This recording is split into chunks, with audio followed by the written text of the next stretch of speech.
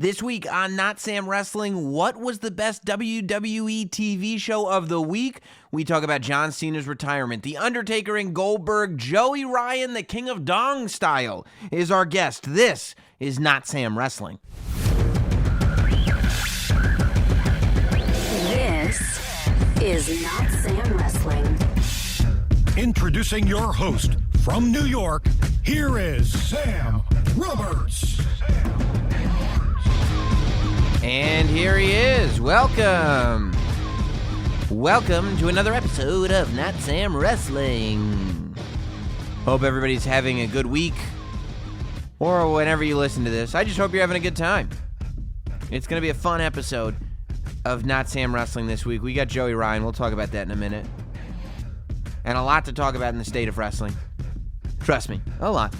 And we'll get into it. We'll get into all of it.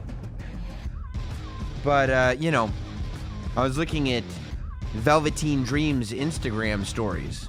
It's very intriguing what Velveteen Dream is arguing.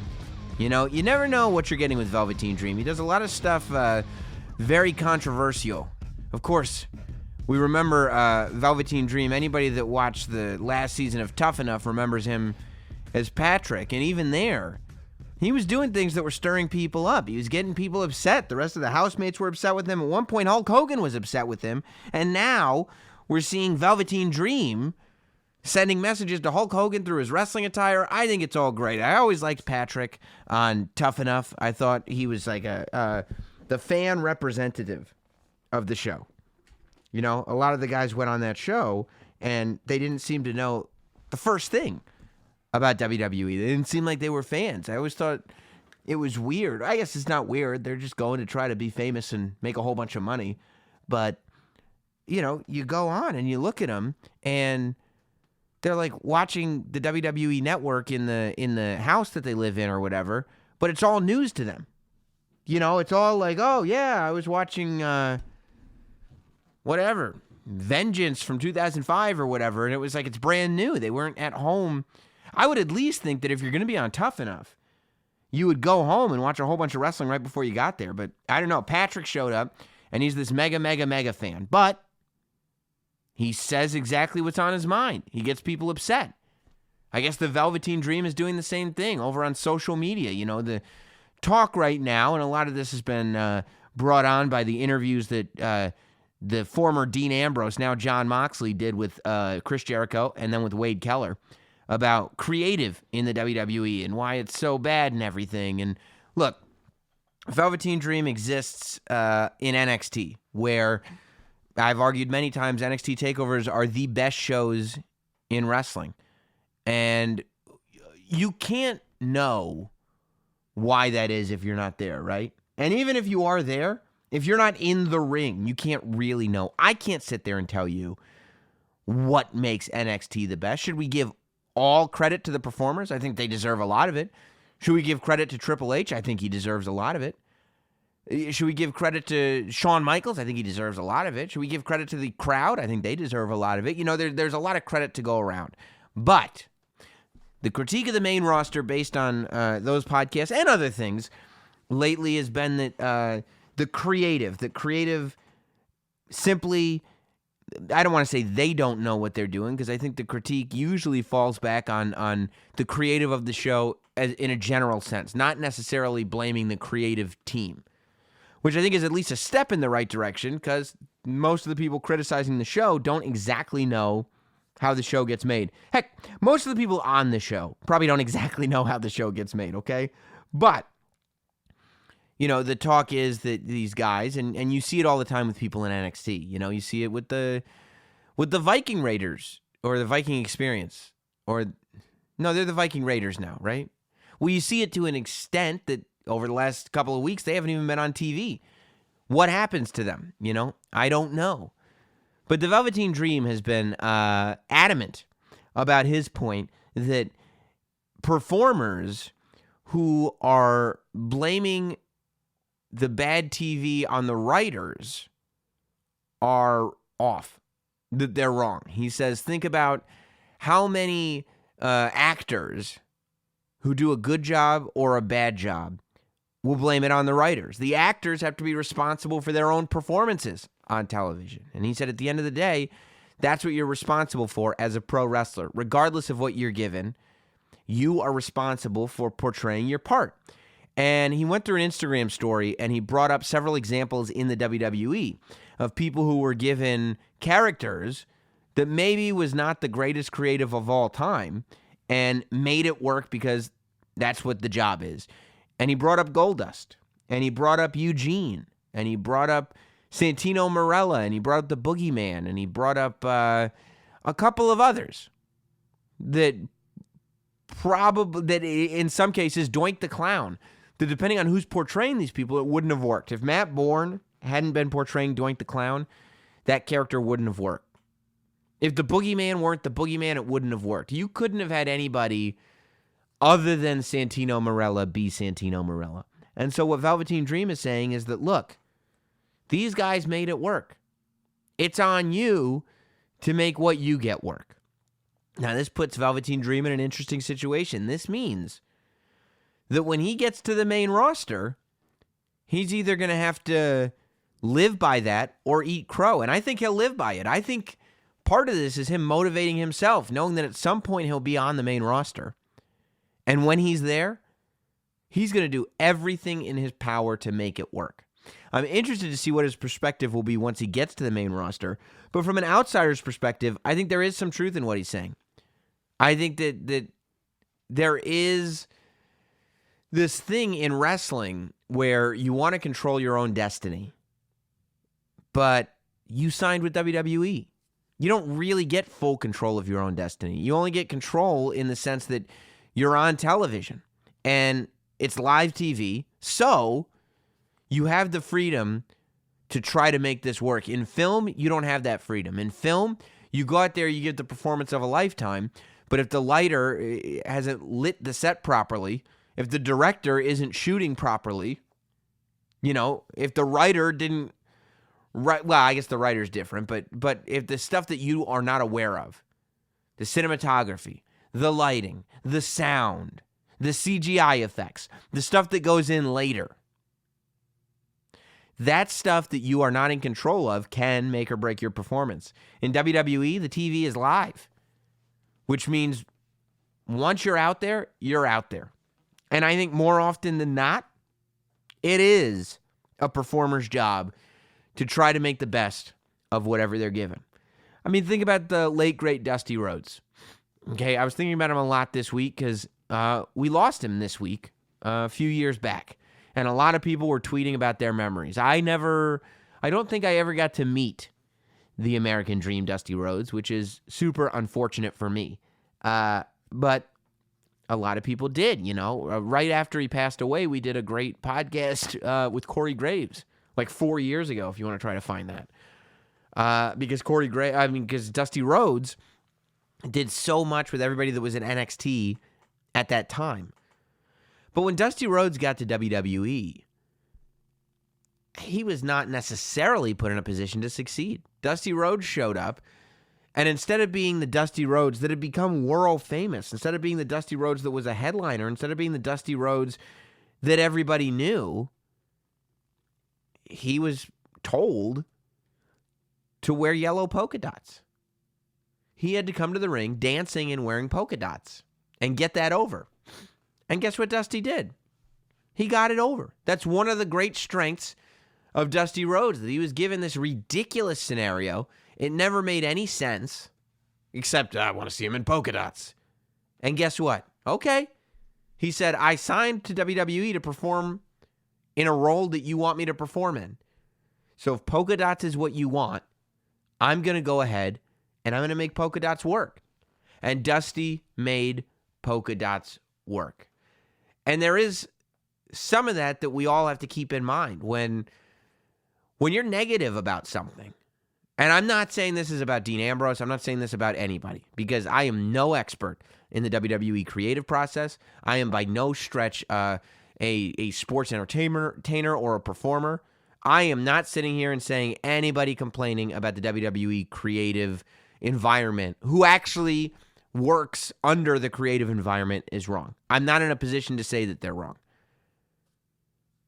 But also, you are not in a position to say that they're right. Not you being the person that works there, but you being the person who's, making a YouTube video complaining about the creative or doing a podcast complaining about, we don't know. We're not there. So I think that in any job, though, in any position that you're in, things can get negative. And you have two choices. You can either go with the pack and complain about the situation that's around you, or you can assess your situation. You can figure out everything good about the situation that's going around you, and you can take advantage of every piece of good and create something that is good. Not in the world of wrestling, but in the world of broadcasting. I've watched people who are very unhappy with where they are because they don't think that they're being utilized properly. Not as a performer, but in any other. This company doesn't realize how talented I am. This company doesn't realize I could be doing a better job than this person. This company doesn't I should be in management. Not this ridiculous guy. This guy in middle management telling me what to do. He doesn't understand anything. I should have his job. It's not unique to wrestling. Everywhere you go, there's an I should have his job guy. There's a lot. There's more I should have his guy jobs than there aren't, I believe.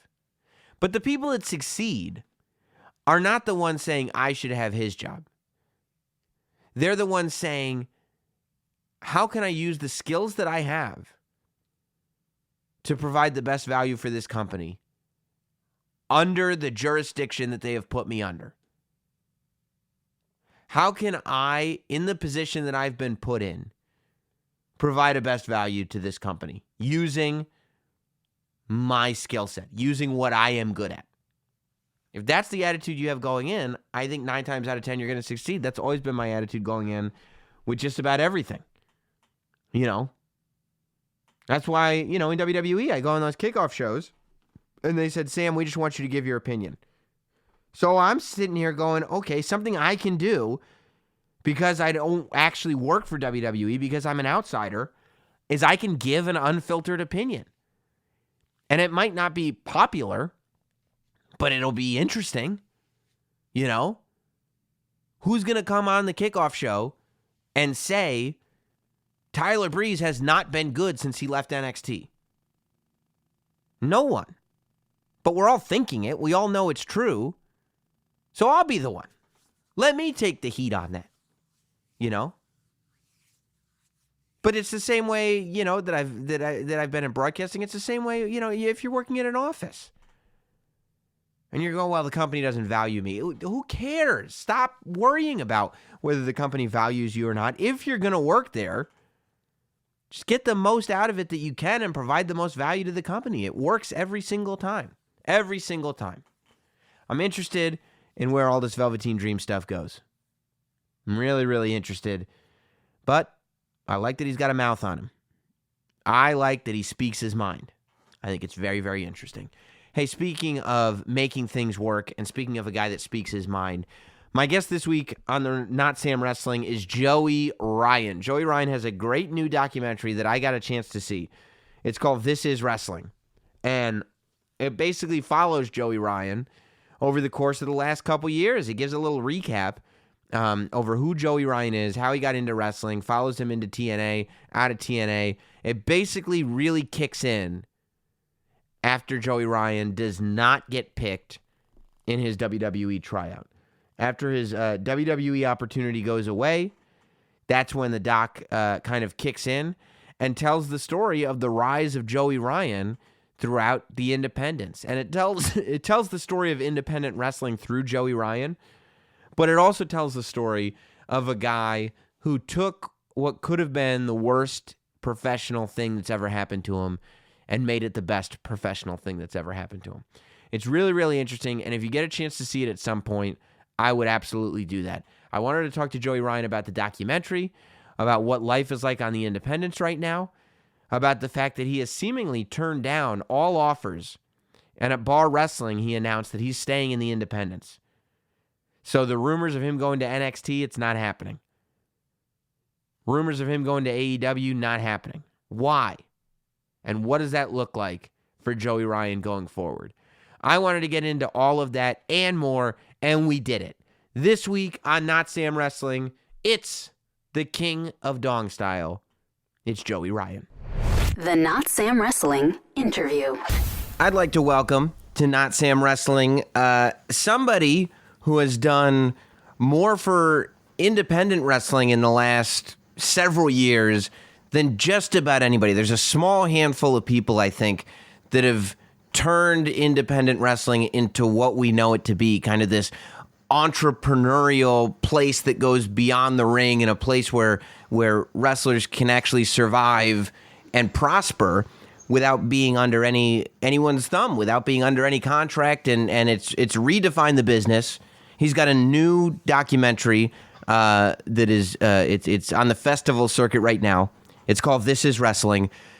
This man is Joey Ryan. Joey, what's the haps, man? Hey, man. It's good to hear from you. It's been a while, but thanks for having me. Yeah, of course. First of all, I saw the documentary, and it's really, really great. I always wonder, because there have been lots of, every person who considers themselves an independent filmmaker has done some kind of weird documentary about every person who considers themselves an independent wrestler, and some are better than others, and it's all, it's all in the storytelling and in the production value. And I was really, really impressed watching this, not only because immediately you can see that the production value is sky high, and this is a super professionally done piece of work, but the story, I think that a lot of wrestling fans are familiar with your story over the last few years, but to have this time in your life kind of put into a capsule like this, I think is going to be valuable as a historical document for independent wrestling, as well as just for yourself to have this. How did the documentary come about?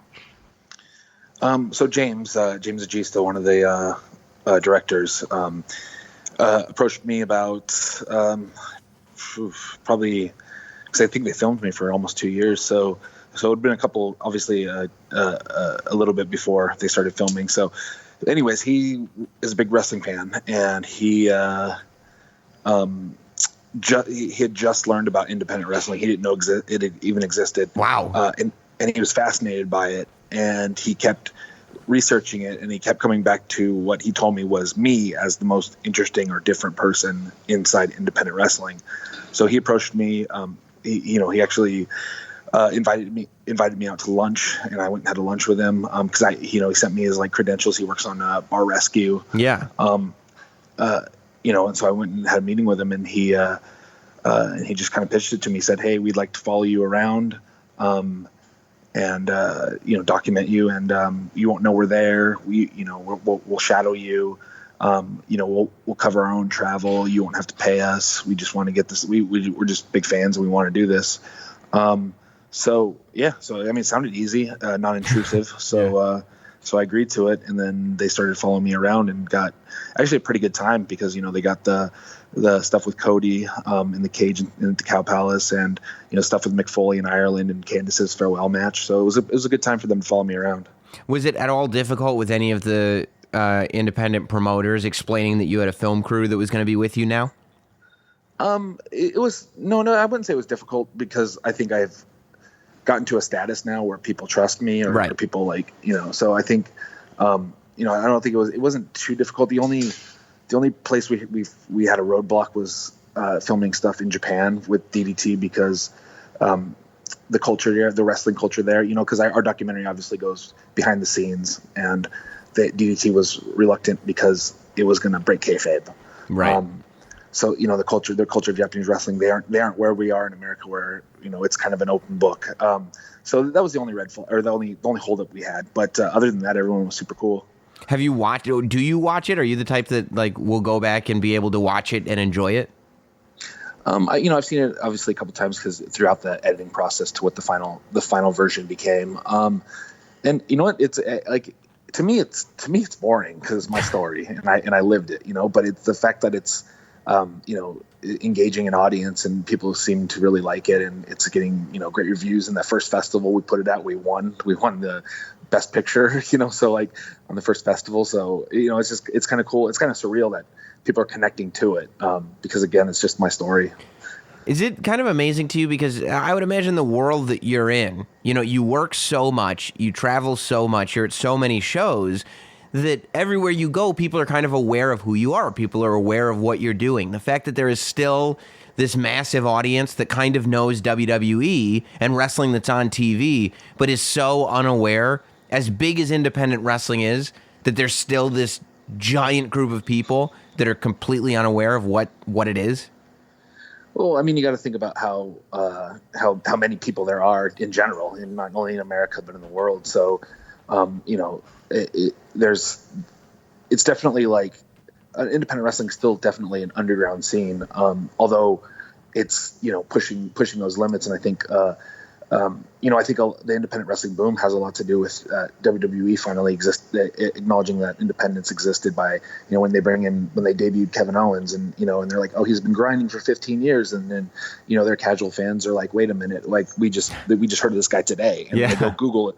And because of Google and the internet, they go Google him, and all his Ring of Honor stuff comes up, all his Pro Wrestling Guerrilla stuff comes up. And then, they go down that wormhole, and then they realize there is independent wrestling, and, then they become fans. And then, obviously with AEW kind of growing out of independent wrestling and now having mainstream attention, that brings focus on independent wrestling as well. So I think it is still underground, but I think it's starting to burst through in certain areas, and we're seeing it now with how independent wrestling is growing.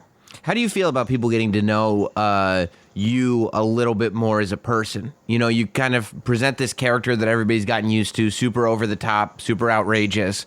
When in reality, I think, you come across to me as a pretty kind of shy, soft-spoken, intelligent, quiet guy. How do you feel about people getting to know that guy and not just the Joey Ryan, baby oil, lollipop, mustache guy? It's cool. I mean, you're right. It is a persona I present, and I am pretty shy and introverted, which I always feel is like the most disappointing thing. I feel like I'm the most disappointing person for fans to meet, because they expect this wild and crazy guy, and I'm just like, hey, what's up, man? So, but it's cool that people get, because there's a lot of people that make assumptions about me because of the character, and so it's kind of cool that people can get to know a different side of me, or the real me. The person behind the performer. So that's pretty cool.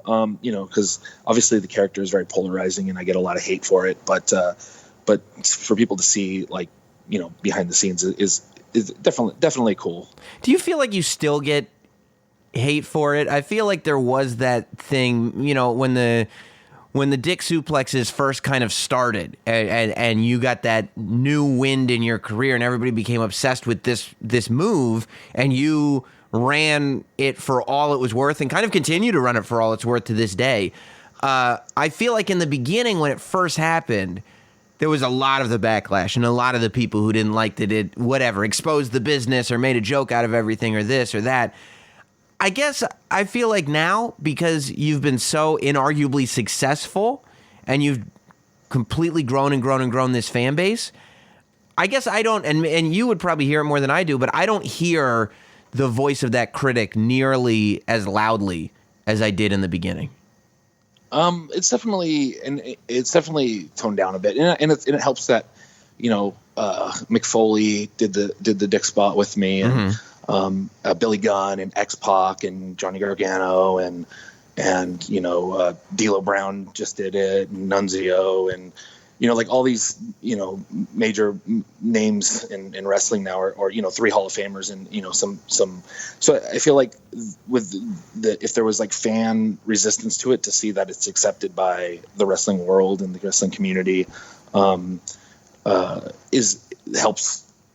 soften that blow. But there's still backlash, which is normal. I mean, I think wrestling is very subjective, as is any art form. So people can like what they like and hate what they hate. And, movies, TV shows, they all go through the same thing. So, and people get passionate about their entertainment, which is cool, and weird a little bit, but yeah, people get very passionate about it. But, so, they when they hate, they really hate, or when they love, they really love. So there's a little bit still. There's a little bit still there, but you're right. It has kind of toned down a bit. Do you have any trouble pitching this thing, even to kind of the legends, when you do it to them, to the D'Lo Browns or the Nunzios or anything? Is everybody kind of aware of it, or do you still come across people where you have to explain, no, I do this thing, and I know it sounds weird, but it's, super, super popular, and you got to trust me on this?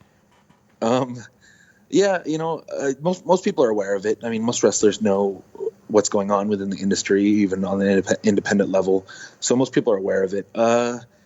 It's always fun to bring up to somebody who I'm not sure is fully like when I had to pitch it to Billy Gunn, or when I had to tell Billy Gunn about it, I wasn't sure how, because he's obviously a large, intimidating man. But he was really cool about it, and he gets the performance side of it, and obviously he did some DX stuff is pretty goofy, but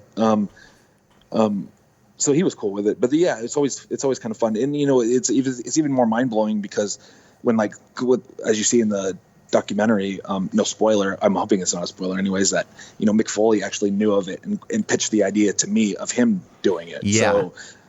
So that was kind of like, my mind was blown at that point, because Mick Foley was not only aware of what I did, but also wanted to be a part of it. So the premise of the doc, which I think is great, to me the central story is this kind of universal theme where something happened in your professional life that you thought was the worst thing that could possibly happen, and you thought it was going to end, and that was the WWE turning you down. It was Bill DeMott at the WWE saying, we don't want him. And that was the one vote that kept you out of WWE. This was after you'd been released from TNA. These are the two big dogs in town. And you think that this decision being made is going to be the end of your wrestling career. So you go to a PWG show, you have a match with Drake Younger, and all of a sudden, this new freedom is born in you because you're no longer worried about anything. You're not trying to figure out what's happening a couple of years down the road. You're not trying to figure out, well, what's TNA going to think of this? What's WWE going to think of this? For the first time in your career, you are performing for Joey Ryan, and you're doing the stuff that you think is good, and that's the only reason to do or not do it. And it's the greatest thing that ever happens to your career, and it fulfills you creatively, and it makes you this amazing performer, and it draws you the biggest audience that you've ever had. When you start building a buzz and this thing starts to become really successful, does that ever creep back into your head, that feeling of, wait, I'm getting really big and really pretty famous doing all this stuff?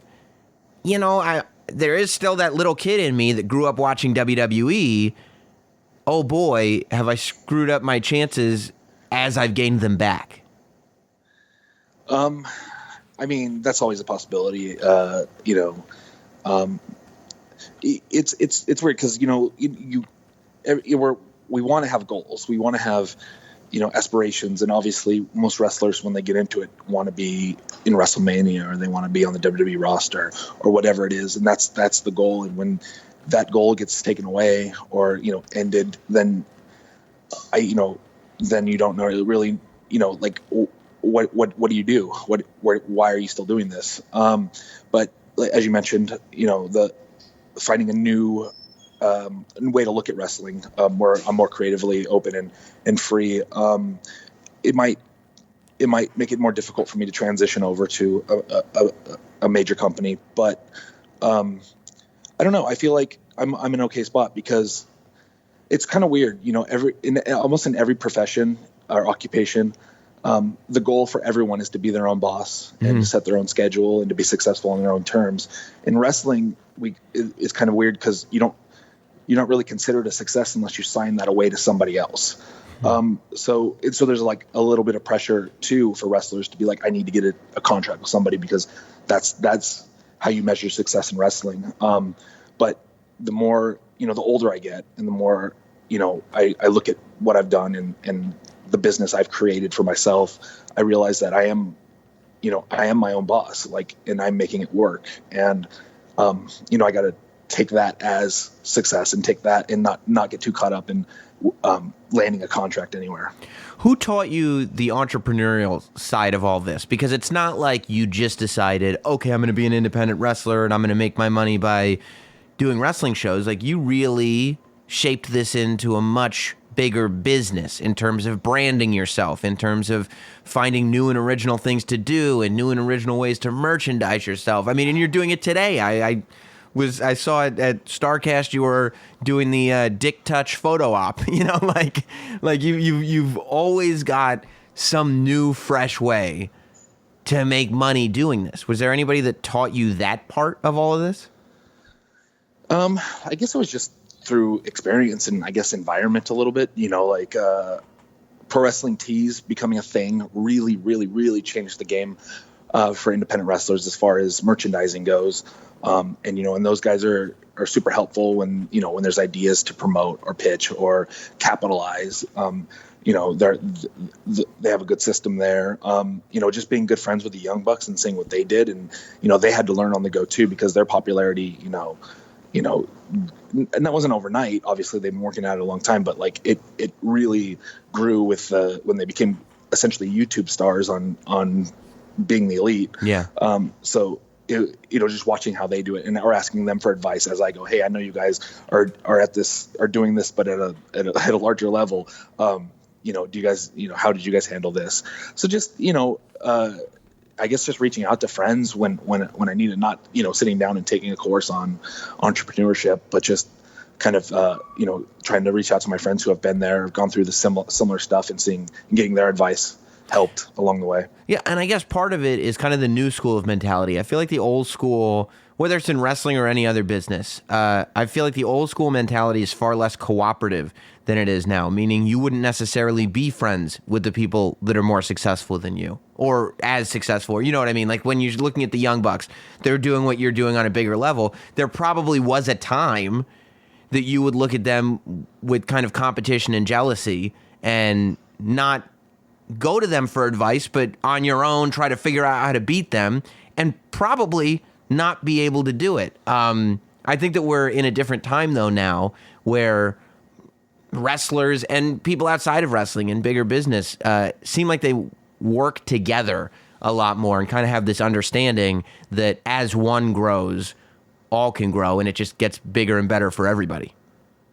I think that's exactly it. You know, I think especially, you know, like it might be one thing if you're in WWE and you know, you're on the cusp of the top spot and there's guys that are at the top spot that you feel like you could take over, you know, like there might be a little bit more competition there because it's such a narrow space there. You know, there's only so many top spots that exist.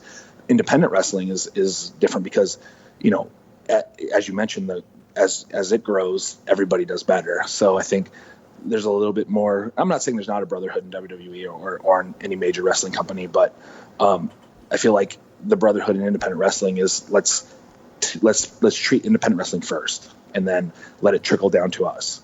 But let us raise the bar for the industry. And so I think that's exactly what the point you're making. You know, it's more like we want everyone to be successful because then it makes us more successful. Yeah.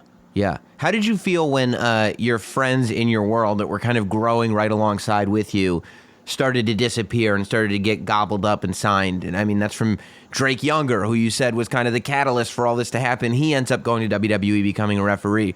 You know, we talked about Kevin Owens a minute ago. But even Candice, I mean, I would imagine that Candice Lerae going over to NXT was probably the biggest kind of shock to your system, where you're like, hey, you know, we've got a good thing going here. We've figured out this industry for ourselves.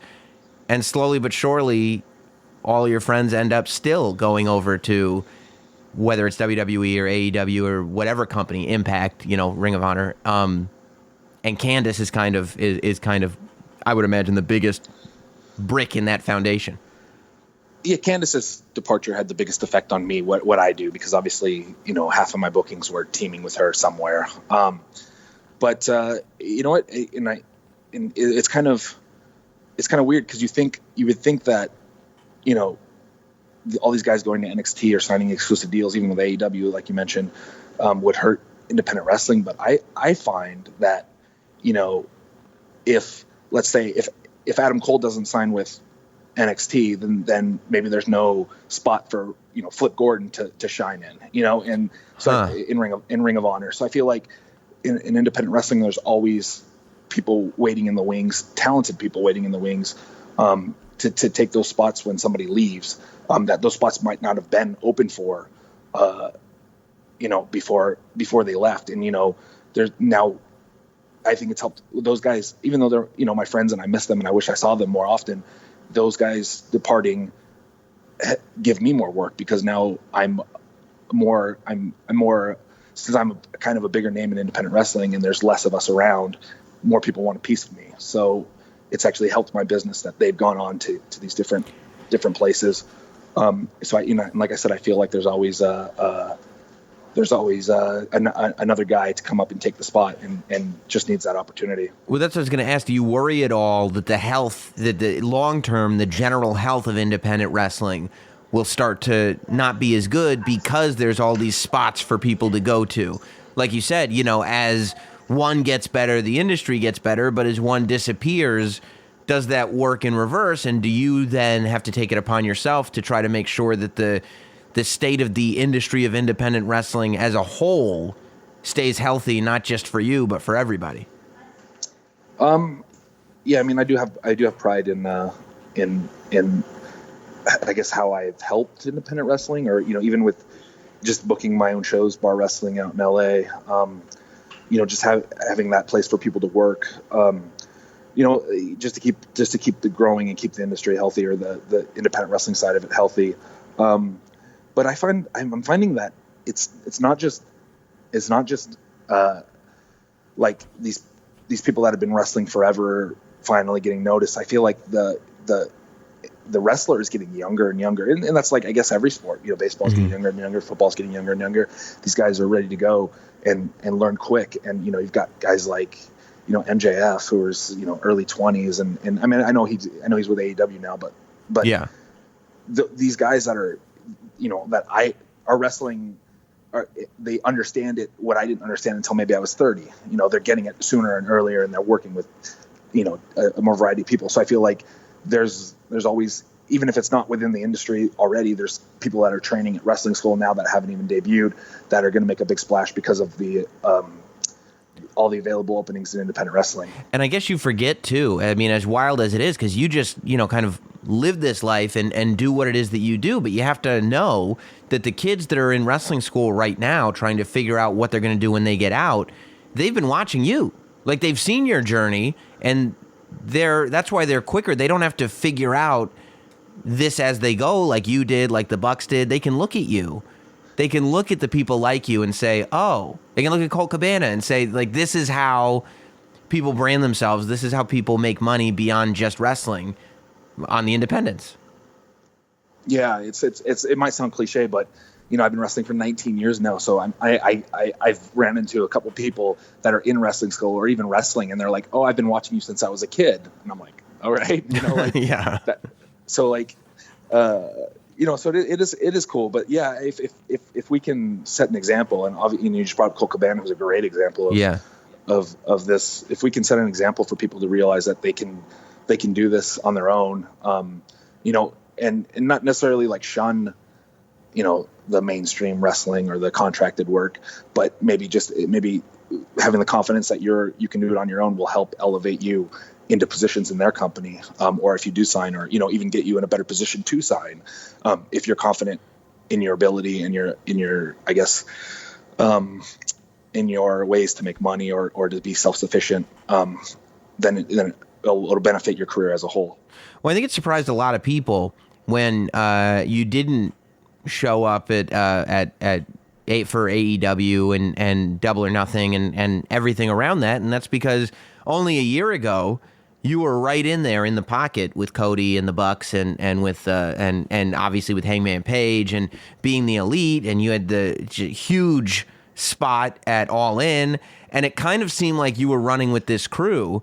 To see you not there in AEW, especially now that you're not under contract with Lucha Underground anymore, is kind of a surprise, I think, to a lot of people. Why are you not there?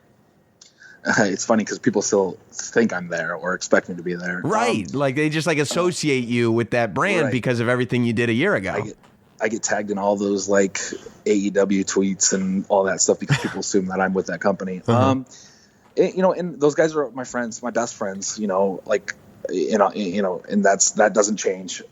But I've had extensive discussions with them, and it's just, it's a thing where they're not sure if what I do can play in whether it's their television show or if it's so they don't really have an idea for me specifically. There's not really like, if we bring you on, we have to take away what makes you over. So it's a gamble for me, not only creatively, but financially, because even now, I'm making better money than these contracts can offer, to start. So not only would I essentially take a pay cut, but also essentially start over. And so, we've had discussions about it, and it just didn't make sense. It just felt like I would be irresponsible to myself and where I'm at and my life and my finances and, everything else, even my geography or my, creativity. It would be a gamble that I don't really necessarily need to take. Yeah, I mean, that's really interesting because that's the first time, I think people associate AEW kind of with the Wild West atmosphere that being the elite created. And I don't think anybody's taken into account the fact that, they're going to be on TNT. Like, this is a theoretically a global brand that is going to have to appeal to the mainstream, and that the same way, it'd be tough to do dick spots in WWE, it'd be equally tough to do those in AEW, right? Exactly. Yeah. And it's just finding out what can play and what can't play, and they're obviously a new company, and they're still figuring it out as they go. As I came to decisions with them, it was like we realized, okay, they're going to be successful without me. I'm going to be successful without them.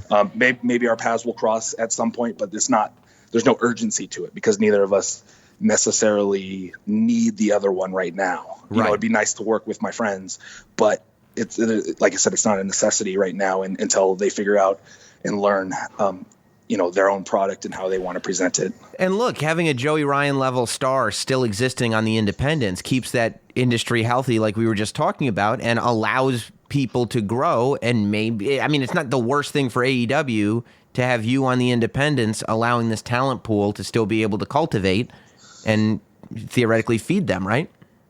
I mean, yeah, it's weird still to me because like a lot of promoters say, oh, when I announced you, our tickets spiked up, or we sold twice as many tickets, and independent wrestling being a different level everywhere, and each company having their own different standards of draws. Like sometimes I wrestle, I go wrestle, and there's maybe it's in front of 100 people in a small town in the Midwest or something, but then that promoter will be like, we usually only draw 50, but with you, we have 100 now. And then that's 50, now I've doubled that attendance. And now those other wrestlers on the show who normally wrestle in front of the 50 people are now wrestling in front of twice as many people, and possibly gaining new fans and maybe new shirt sales. And maybe, so my hope is that if I am spiking the attendance at some of these independent wrestling shows, that it's putting the other wrestlers on the show in front of new fans that they can, and now they can grow their brand. Yeah. There were rumors also that were floating around along the same time of the, will he or won't he AEW stuff. The other thing that was floating in the ether was that you were considering a deal with NXT that would have you perform there for a while and then eventually transition into a coach with the WWE and the Performance Center and all that. Is that you eventually, a week or two ago, you went to your promotion, Bar Wrestling, and made the big announcement that you were going to remain independent and that this is your home. This is where you feel like you belong. Is that something that's on your mind? Like, does the idea of finding a spot where you can wrestle for another year or two, make good, consistent money, and then kind of go off and go into the next phase of staying in the wrestling business, but not necessarily being a performer anymore? Is that something that you have on your mind, or are you not thinking on that level? I try not to overthink on that level. It would always be nice to have a, like, I guess, job security or, a place where, that you can still, provide, after your time in the ring is done. And that's, that does weigh, because I'm getting, I'm 39 now. So, that is a thing I think about. But I feel like I don't want to get caught up into something that, like I mentioned earlier, like I don't really have an urgency to get to. Like, I have to stop and realize that there's plenty of jobs in wrestling, whether it's just promoting my own shows or, being an agent somewhere or, even finding a job in creative maybe because of, my experiences or, just even, I guess, starting your own wrestling school and coaching your own wrestling school, like there's a lot of different avenues that you can go to. And I don't want to be quick to jump on anything because I'm worried, I don't want to get like scared into something, that might not be the best fit for me. So, it does weigh a little bit, I can't lie about that, but, I have to like pace myself and realize that, I don't need that necessarily. Yeah. Especially, because theoretically the jobs will continue to exist, right? People will always need trainers, whether it's for NXT or whether it's for something else. Should you not be able to perform in the ring anymore, you still have this wealth of information that has a value, right? Yeah, for sure. And some people have pointed out to me that, like ESPN played the original Dick Flip clip again last week. and it was, it's been, 4 years now, almost 4 years since it happened. So, that clip is essentially going to live forever. That's your legacy. That is my legacy. But what that does is that also lends itself to convention appearances and autograph signings. And, so there's always those avenues to go down too. So there's a lot of different ways. And that, like you're right, they're not going away. There's a lot of different avenues to make money, even outside the ring. I almost don't want to ask because I don't love the tricks being revealed all the time. So if you want to if this is your one kayfabe protection that you want to keep, feel free to keep it. But how do you pull off the dick touch photos without the actual dick touch happening? Well, fans all the time are asking it.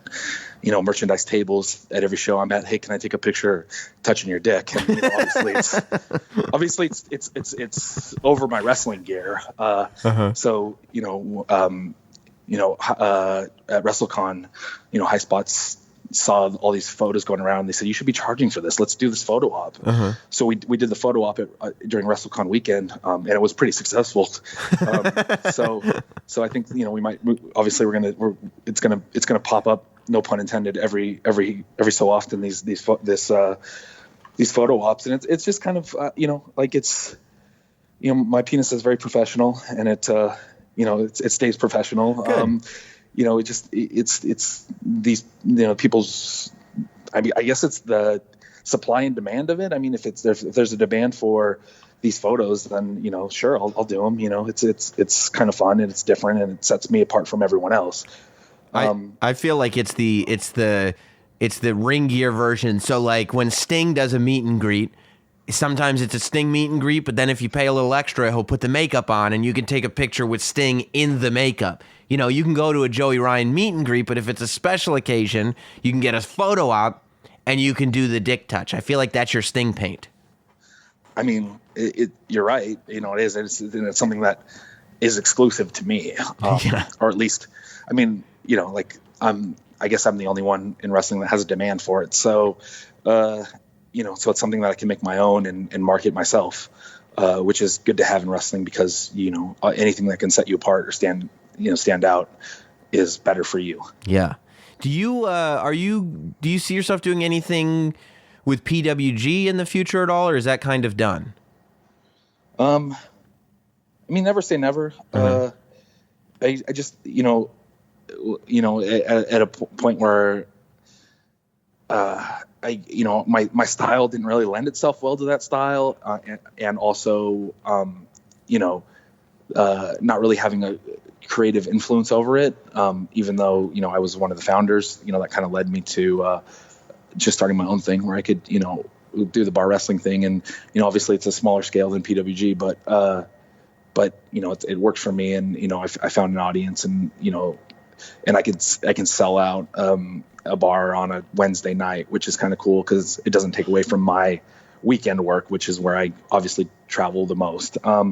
So I'm pretty content with what I'm doing in Southern California right now, but never say never with PWG. I mean, you really can't, especially right now in wrestling, you really don't know. Right. Totally. Makes sense. Do you like the promoting part of this? Do you like being a promoter? There are things that are stressful about it. Yeah.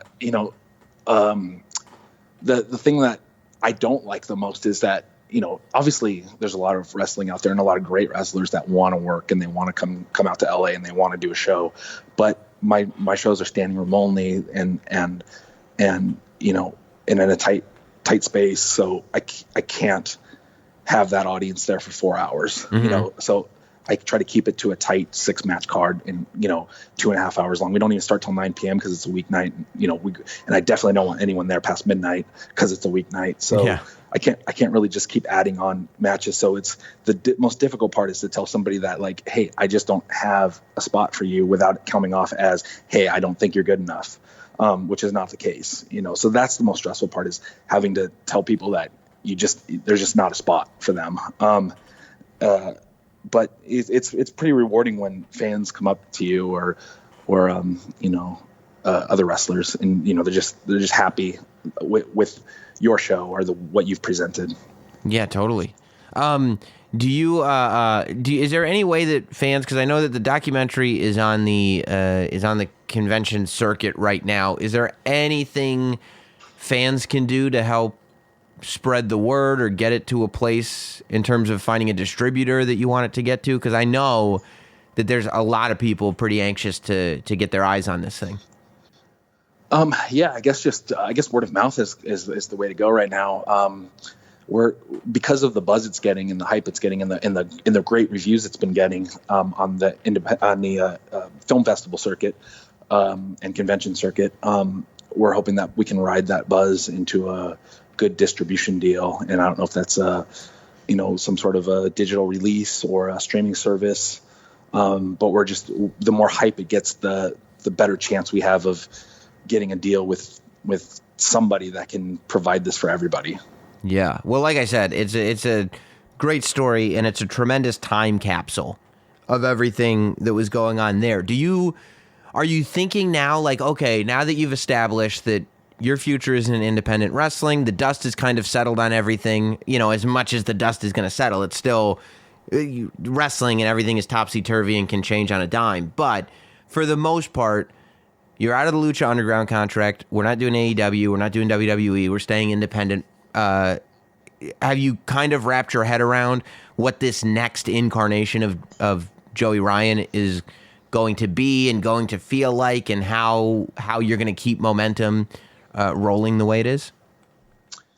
You know what? I don't really know. Like it's one of those things where, I just have to, I guess, roll with the punches. It's not to sound cliche, but I things have been going well for me without trying to set certain, like, well, by this time I wanted to be doing this, or maybe this will go this way. Not trying to manipulate things to gear it towards a certain way. It's exciting, it's scary, but I really honestly don't know what tomorrow will bring. And, and I'm trying not to get wrapped up in thinking about that. I'm just trying to just be myself and, enjoy it while it's there. Well, it's here. Yeah. Well, I mean, it's amazing how far you've taken it and how far things continue to go. And I think that it feels like there's a lot of good things happening and continuing to happen. And I absolutely feel like once this movie gets seen by people, it's going to kind of put everybody right back on that hype train that started those 4 years ago. It's going to remind everybody of the whole story, of seeing that clip for the first time, of seeing the match with you and Candice where Candice was bleeding for the first time. It kind of, for me, all that stuff flooded back, and just the visuals the next day on the internet when all those pictures of Candice bleeding came out for the first time, and it was like, oh my God, this is not just intergender wrestling, but we're changing things here. This is something pretty revolutionary, to tell you the truth, and I think that people are kind of just now, in a mainstream way, starting to catch up with it. So it's really cool. Yeah, that match with Candice is on YouTube now, and so I still get tweets about it, and I still get messages about it. So it's kind of cool that it's lasted this long, because that even predates the Dick Flip stuff. So yeah. It's kind of cool that match still is still essentially growing. Yeah. It's amazing, man. Well, Joey Ryan, thank you so much for making the time today. If you're out there and you hear anything about This Is Wrestling, the documentary about Joey Ryan, then if you can see it, if it's playing at a festival near you, definitely see it. If you can request it wherever you can request it. Whatever you got to do, spread the word about it, because it's really great and you guys are going to love it. And I appreciate it, Joey Ryan. Thanks so much, man. Oh, thank you. Cool, man. That was great. Oh, cool. Thanks. I hope it wasn't too long-winded. No. It was really good. I like going. I try to avoid one-word answers. I think that's probably pretty annoying for an interviewer. Yeah, I mean, when you realize, like, okay, we're gonna have to ask a lot of questions, and yeah, I don't think anybody needs me telling your stories for you, right? Right. Well, cool, man. I appreciate it. Travel safe. Where are you headed to? Well, today is a bar wrestling show, so just LA. But tomorrow is Vegas, and then Friday is Tulsa, Saturday is Pittsburgh, and then Sunday is LA again. That's awesome, man. Well, enjoy the weekend, and once you're ready to really push the doc and try to get people's eyes on it, and you know what the distribution is, anything I can do to help, just hit me up, okay? Oh, that's cool. Thank you so much. Of course, man. I'll talk to you soon. Hey, for you guys that don't want the content to stop, don't forget you can be a Not Sam shill today for less than $1 a week.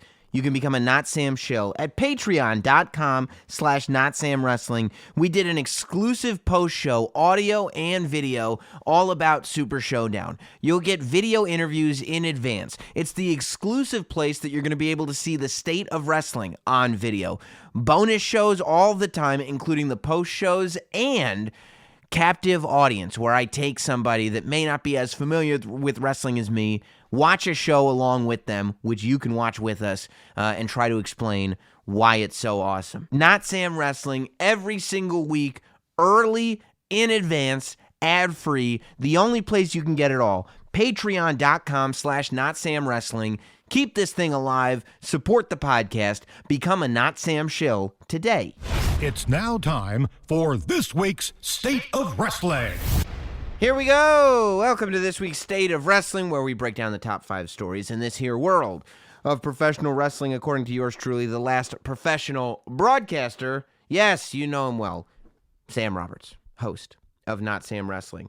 So here we go, State of Wrestling time, and I believe story number 5 this week, definitely one of the top 5 stories, is Fyter Fest, and it's announced is going to be free. AEW's second event. Up until last week, we knew it was happening, but it looked like it might not even be on TV. You know, it looked like it might not be broadcast at all. Now we know not only will it be broadcast, but it'll be on the house. The first free AEW event, as it were. So it's going to be broadcast. Of course, the TNT deal that AEW has doesn't go into effect until, I believe, September, October, sometime in the fall. But Fyter Fest will be broadcast live on Bleacher Report's streaming service, the same streaming service where people were able to buy All In, not All In, Double or Nothing. People will be able to now get Fyter Fest for free. From what I've read, you will have to sign up, but you won't have to put in payment info and all that. You'll be able to get it on the house. But I would think that you should probably try to sign up and log in advance, because who knows what the servers are going to be like. If it's going to be free, that's Jon Moxley's first match in America outside of WWE. For most people, I think, watching, probably the first time they'll actually see him, or at least be able to see him live. I think the big match on that show, I mean, I guess it's a couple big matches. You got I think that's the one that you've got Dustin Rhodes and Cody teaming up against the Young Bucks. And then you've got, of course, definitely, Jon Moxley versus Joey Janela. I think putting this show on for free is the right move. It's too bad that they couldn't get on TV and really make a splash. But hopefully, this will be a big test. You know, everything that AEW does now, because it's the first time at bat every time, everything that AEW does it's a test. And this test is going to be, do they have the technology to handle the demand that a free AEW show brings with it? Do they have the technology to handle the amount of people that are going to want to log on? I'm going to want to log on Saturday night. I'll be home on a Saturday. What else am I going to be doing? What am I? Out partying? I don't think so. I'm going to tune in. I'm going to see what AEW has to offer. And by the way, you know, production value is going to have to be high. I don't think that AEW is in a position where they can just say, oh, it's just like a televised live show. And you're like, you don't have live shows. This is the second AEW show ever. So it's got to count, you know? But this is big. The AEW is serious. So we've got Double or Nothing in May. We've got Fyter Fest at the end of June. And then leading right in to the middle of August or I guess the end of August for All Out. Who knows? Maybe there's going to be another show somewhere in July. You know, you never know. But that first AEW show is going to be for second AEW show. The first free AEW show is going down at the end of this month. And I'll be interested to see. Everything they do is a test. I'll be interested to see what AEW does. But a lot of eyes are going to be on that product. I'll tell you that for sure. A lot of eyes. Story number 4. I brought it up in the pre-roll of this show right before the opening theme comes on. I said, what was the best WWE TV show this week? You know, I watch them all. Raw, SmackDown. You know, WWE has a lot of shows. WWE has Raw. WWE has SmackDown. WWE has NXT UK. WWE has NXT. And WWE has the show, which I believe has become a sleeper hit. You know, a show that for a long time, maybe not enough energy was being put in to draw eyes to it. But a show that I think has been ignored and has blossomed, much like the Count of Monte Cristo has been left, and neglect has become its ally. I'm talking about story number 4, and that's the fact that there's a little show called 205 Live that you all should be watching on the WWE Network. 205 Live was pretty amazing this week. So I think a lot of you guys listening probably have never seen Humberto Carrillo, hopefully I'm not butchering his name, compete before. Because a lot of you guys probably are not watching 205 Live. It's another hour of wrestling programming in a amount of time that's ridiculous. I mean, think about it. We got 3 hours of Raw, 2 hours of SmackDown, an hour of NXT, an hour of NXT UK. It's 8, carry the 4. It's 674 hours of wrestling a week, and that's a non-pay-per-view week. It goes up to 800 hours if it's a pay-per-view week. It's too much. It's too much for anybody to handle. It's very, very difficult. I understand. But go out of your way. A lot of people are cynical right now about a lot of the wrestling product that's on TV. Come off of Raw, that was boring, I didn't like it, this is stupid, this is dumb. SmackDown was the same, I didn't like it, this is stupid. Fine. You know what I want you guys to do? Take an hour out of that. Take 1 hour out of your wrestling watching. An hour off of Raw, an hour off of SmackDown, whatever you have to do, just to give it a chance. And take that hour and use it to watch 205 Live. You know? Use it to watch 205 Live. That's what you do. You want to tell the WWE what you want to see? Turn on the WWE Network and watch 205 Live. Let the numbers reflect what it is that you want. Let them see, man, I don't know, these TV ratings aren't what they used to be, but look at how many people are watching this show. Because 205 Live was amazing this week. Chad Gable, he debuted, surprised everybody by being on 205 Live. And, you're sitting there going, what the hell? How can they not figure out how to use Chad Gable? Of all performers, this is an Olympic-level athlete. Good-looking dude, ripped to shreds, the shape this guy is in. Plus, he's got a hell of personality. I loved the stuff he was doing with Jason Jordan in NXT. All his puns and stuff. But he hasn't really had that opportunity. Look, I don't think moving him to 205 Live is the worst thing you could have done. I'm not sitting there going, I can't believe Chad Gable's on 205 Live. You know what I'm sitting there going? We get to watch Chad Gable tear the house down with Jack Gallagher. Lucky us. That's what I'm sitting there saying. Look, you can complain and say, listen to the crowds on Raw and SmackDown this week. They just weren't interested. Okay, fine. Listen to the same SmackDown crowd watch 205 Live this week. Couldn't keep them in their seats if they tried. Literally, they were chanting 205, 205 at one point. If I could implore you guys to do one thing, it would be to turn around and watch this week's 205 Live and add it into the rotation.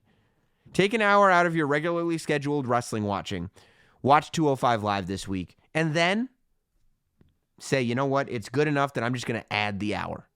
Go back to your regular schedule and add another hour because 205 Live is worth it. That's my story number 4.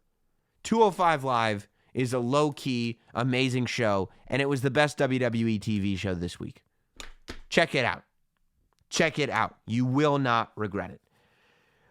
Story number 3 goes into the other WWE TV shows, the mainstream WWE TV shows. That's Raw and SmackDown this week. Look, I'm going to tell you, I said this when the wild card started.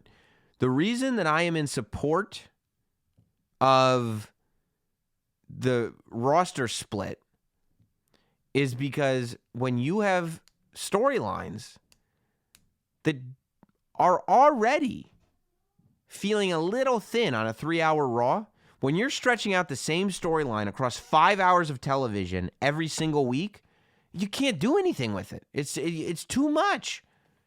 The one thing that you're able to do when you separate the rosters is at least tell different stories with all these hours of WWE TV that you have.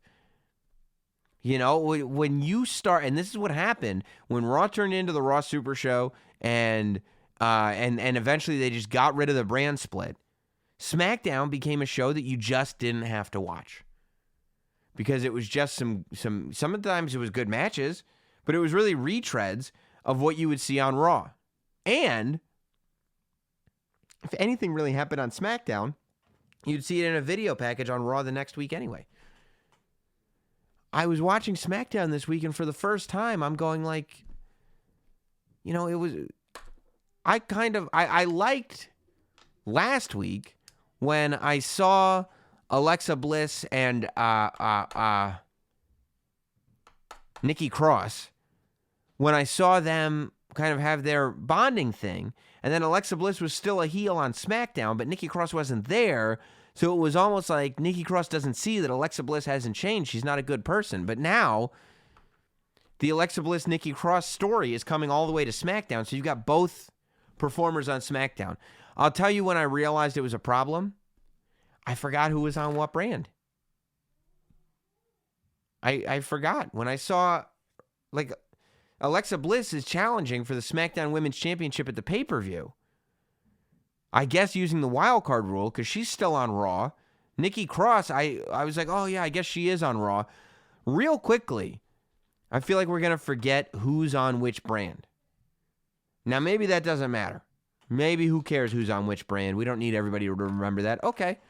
But if we want people to remember it, I think you got to keep them separated. You know, Lance Storm was on Twitter, and his suggestion was maybe if you're going to do a wild card rule, give it to the champions. Say that you have one championship, you know, merge the titles again, and say you're allowed to show up on either show if you're a champion. Other than that, you got to stay on your own shows. I mean, I just don't know. I don't think that the brand split can survive if the rules aren't taken seriously. And I actually like the brand split. I'm in full support of the brand split. You know, I thought you had Big E's return on SmackDown. I enjoyed the Aleister Black promo. He's getting as frustrated as I am not seeing Aleister Black in the ring, but at least it feels like it's going somewhere. I have faith that the Aleister Black series of vignettes is indeed going somewhere. It is maintaining my interest, So I'm okay with it, but I would like to see Aleister Black in the ring sooner than later. But I'll tell you, to me, I thought Braun Strowman and Bobby Lashley did tremendously well together in the ring. I was happy to see the tag titles change, to tell you the truth. No shade to Kurt Hawkins and Zack Ryder, but let's be honest. They had a moment. They didn't have a title reign. They had a great moment at WrestleMania, but they showed up to WrestleMania not winning any matches to get there, and they held the tag team title somehow really not winning any matches. So, I don't know what you're going to do with that, but they had their moment, and that's important. But I like the idea that the Revival is the tag team champions, and, when you've got a show with the Revival and the Usos and the Viking Raiders, you've got 3 of the best tag teams in the world. I mean, people should be raving about the Raw tag team division. The Revival, incredible. The Usos, I've said it so many times. Arguably, maybe, the best tag team of the last decade. And then the Viking Raiders are one of the great wrestling tag teams in the entire world. Okay? I mean, I feel like they should have a prime spotlight on that tag team division. And over on SmackDown, you have Eric Rowan and Daniel Bryan together as a tag team. They're a fantastic tag team. Even Heavy Machinery is great. So many great tag teams right now. Well, I think that should really be spotlighted and taken full advantage of. We should take the tag team championships on both shows very, very seriously. And hopefully that's the direction we're moving in with the Revival as champions. I think the very best things on both Raw and SmackDown were the 24/7 title. I'm a huge fan of the 24/7 title. I wish we had asked Joey Ryan about the 24/7 title. I forgot before I let him go, but next time we will, because he was a big part of that DDT title that came over to the States and was big on YouTube. But at first, I didn't know what to make of the elevator skit, and the more it went on, the more I was like, I like this. I think this is funny, I'm entertained by this. I'm enjoying, and I like that they're coming up with creative stuff. I like R-Truth getting put into a container and being mailed to Los Angeles. It's fun. It's ridiculous. It's silly. If I sat my dad down and we watched it together, it would make him laugh. I gauge so much by my dad because, he likes stuff, but he loves being critical of things, and he's not a wrestling fan. And I feel like if you can win those people over, you can win over a lot of people. One of my dad's favorite things he's ever seen was Triple H marrying Stephanie McMahon while she was passed out at a Las Vegas drive-thru. And guess what? That's one of the classic bits in WWE history. When the Uzi Hot thing came on, my dad was over, I was watching it, and you know what he said? If they're going to do a bit like this, they shouldn't make it dumb. And I was like, that's really simplifying it, Dad. It's his opinion, but I was like, that's a really simplistic way to put it. You're right. I think if I showed my dad some of the 24/7 title stuff, he would be amused by it. I'm amused by it. And once again, my favorite thing on Raw and SmackDown was the Firefly Funhouse. There's actually something on WWE TV that I'm leaving thinking about. What did I just watch? When I first watched the Firefly Funhouse, I said to myself, not as strong as last week. I loved how meta last week was with the Vince McMahon puppet and the fat pig that represented Husky Harris and the Ramblin' Rabbit representing Bray and his rambling promos and Mercy the Buzzard representing the original. I just thought the whole thing was terrific, and I was thinking about it. And this week I was like, okay, he killed Ramblin' Rabbit.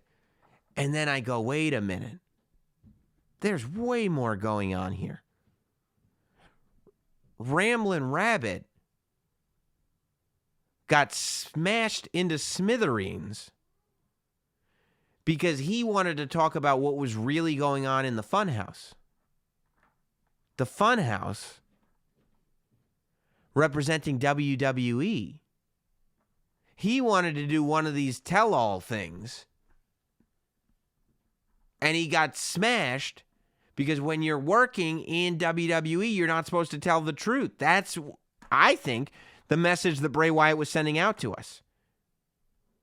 And then after he gets smashed and he was erased by WWE, Bray started selling his jelly. That's because you want to tell the truth, WWE is going to smash you out of existence and then make money on whatever's left. I think that's what Bray Wyatt was telling us. I think that was another subliminal message. You know? I think these things are so smart. Maybe I'm reading too much into it, but that's what I think Bray is trying to say in this thing. I think there's so much going on. These are the best things on wrestling TV right now. Firefly Funhouse and 205 Live. Who would have thought? And they're both excellent. You know, that's not a slight on anything else. We can make criticisms about other stuff all day. But the reality is that even in an era where there's great TV, this week's 205 Live and this week's Firefly Funhouse, again, excellent. Excellent. So, yeah, that was my favorite stuff this week. Let's move on to story number 2. Story number 2, I did a whole thing on Super Showdown on the Patreon page. Patreon.com/NotSamWrestling. If you're a shill, you can get access to all the bonus shows, video, audio, whatever you want. Of course, all our interviews go up in advance over on Patreon. Everything you need, Patreon. But we did a bonus show for Super Showdown. We went over all the matches, and I talked about it, so I don't want to get too much into it here on the podcast. Plus, we've moved on, I think. But I will say, a couple of people, the Undertaker-Goldberg conversation continues. Look, here's what I said about the Undertaker and Goldberg in a nutshell on that post show, is that to me, this was all on Goldberg. He got overzealous. He got over-intense. He knocked himself out. Goldberg's done it before. Remember, he got overzealous. He got over-intense. He headbutted a dressing room wall, and he ended up getting lost in his promo out there. He got overzealous, he got over-intense, he ran too hard into a post, and he knocked himself out cold. For the rest of the match, he looked like he was dead weight. He wasn't cooperating with anything. The match that I saw, and I'll take a wrestler's opinion over mine because they've actually been in the ring, but the match that I saw, I could not sit there and tell you that was the Undertaker's doing. The stuff that happened in that match, I can't blame the Undertaker for that. You know, I gotta say that this is on Goldberg.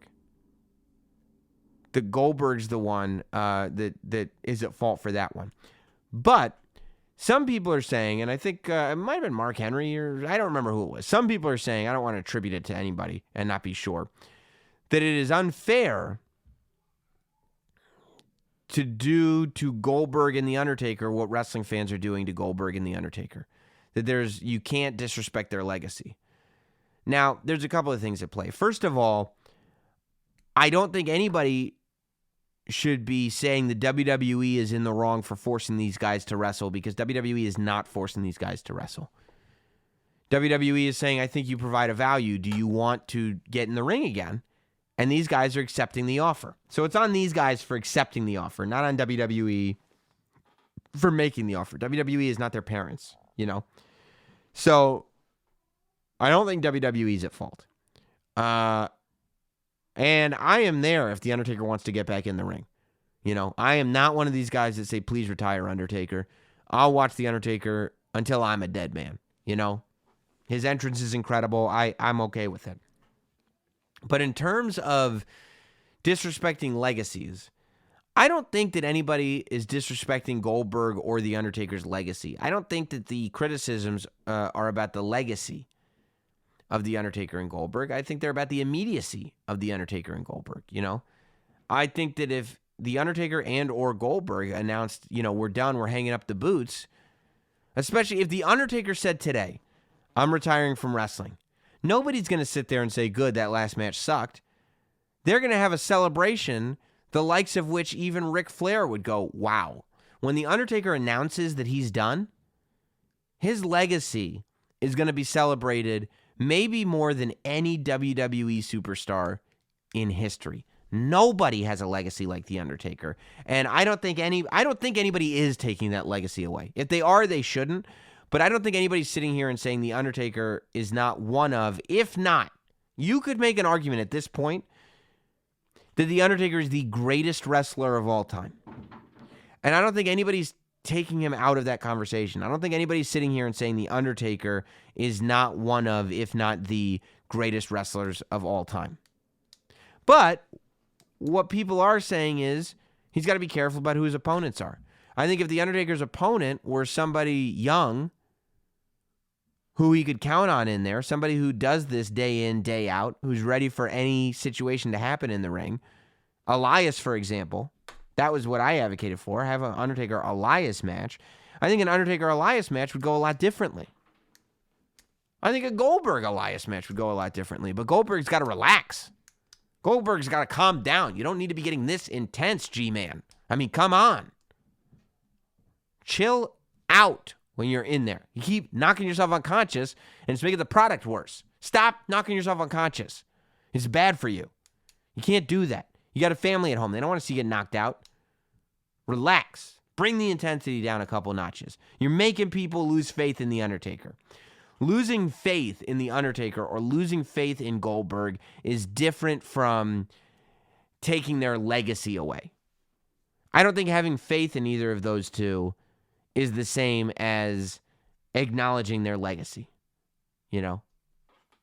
And I honestly don't think that the match at Super Showdown changes their legacy whatsoever.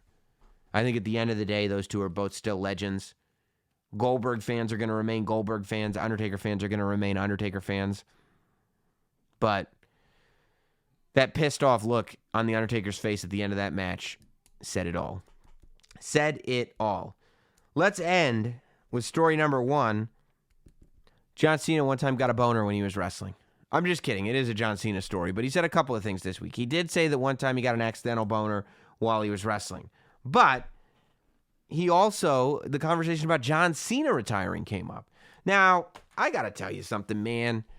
As I was watching John Cena this week, something really occurred to me. I miss John Cena. The real John Cena. You know, we got a nice moment from John Cena at WrestleMania with the Doctor of Thugonomics and the doing the thing, and that's cool. But I miss John Cena coming out and doing a program. I miss the John Cena that lost to Roman Reigns. I can't believe it. You know, you'd sit there, we complained about John Cena for so long. Everybody complained about John Cena. Everybody. It's like SNL. On SNL, you always complain about the cast, and you talk about how much better the cast before them was. And you don't give credit to the current cast until another cast comes and takes their place. Man, how refreshing, how amazing would it be if John Cena came out and cut a promo on Raw? A real John Cena promo. How good would it feel?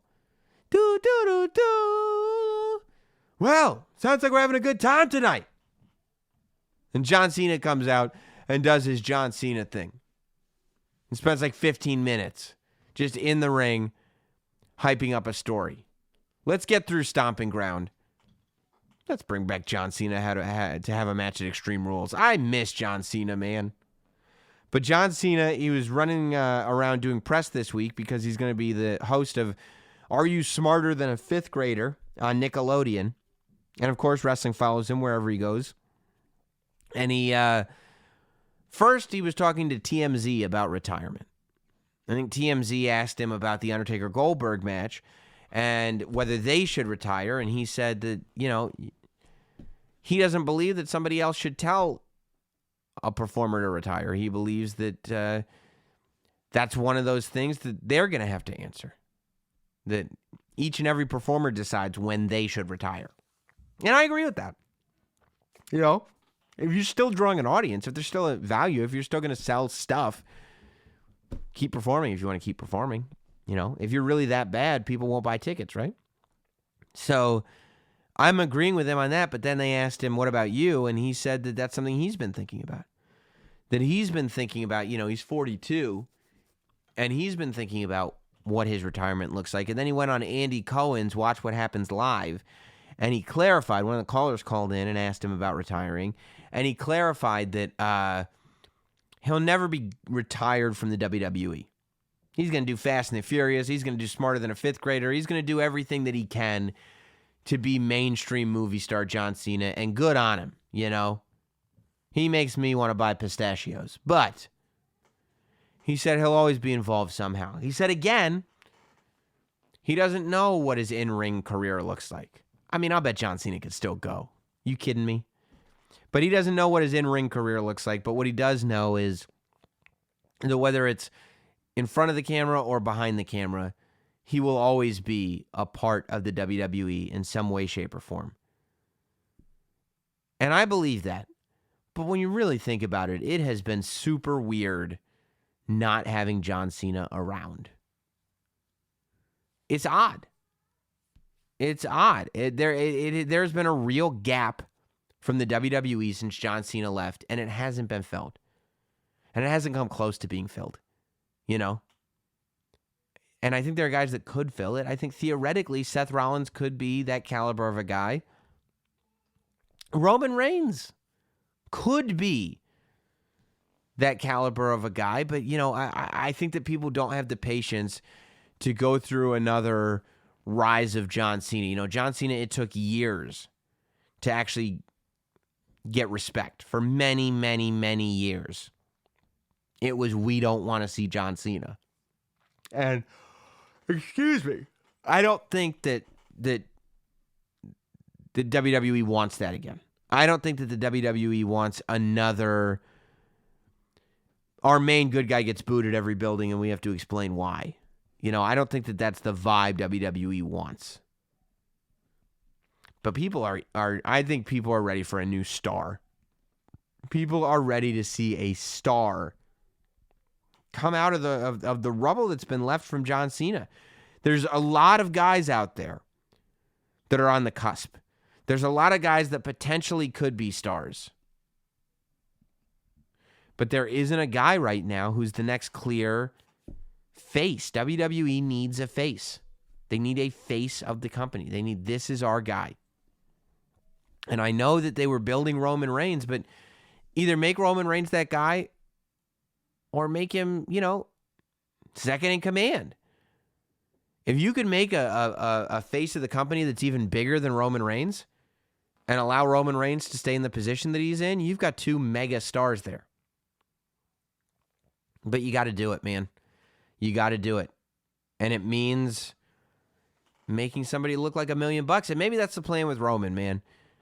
You know, maybe the plan over the course of this year is to build Roman back up to the point where next year he'll have another crowning moment at WrestleMania or something like that. And maybe people will buy it because they're so eager for a star. I'm not sure that they will, just because Roman has had so many opportunities. But who knows? Who knows? They got to have somebody like John Cena, you know. But look, you know, you also need somebody that can stand toe-to-toe with The Rock. John Cena stood toe-to-toe with The Rock. John Cena embarrassed The Rock. Remember that promo where John Cena pointed out that his promo was written on his arm? John Cena actually went on television and embarrassed The Rock. Who can do that? Who do you think can really do that in WWE right now? Is that Roman Reigns? Is that Seth Rollins? I don't know. Is it Kofi Kingston? I don't know. But I think that might be our homework for this week. Let's watch the show and let's watch it hard. Maybe it's Jack Gallagher. Is it Jack Gallagher from 205 Live? Is he the next face of the company? I don't know. But maybe it's time to keep a close eye on the shows. And let's figure out who we're going to strap that rocket to. Who's our guy? You help me figure it out.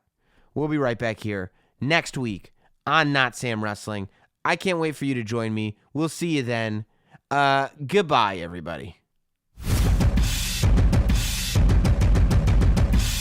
Thanks for listening. Follow at Not Sam on Twitter, Instagram, Facebook, and YouTube. Rate, review, and subscribe. This has been Not Sam Wrestling. Not Sam Wrestling.